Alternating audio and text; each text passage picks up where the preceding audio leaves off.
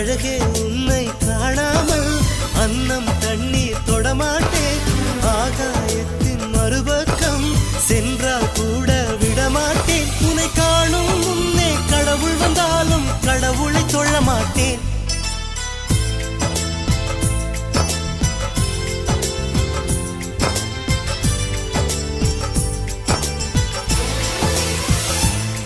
ஓர் சாலை வளைவில் உன் பிம்பம் தொலைந்ததடி.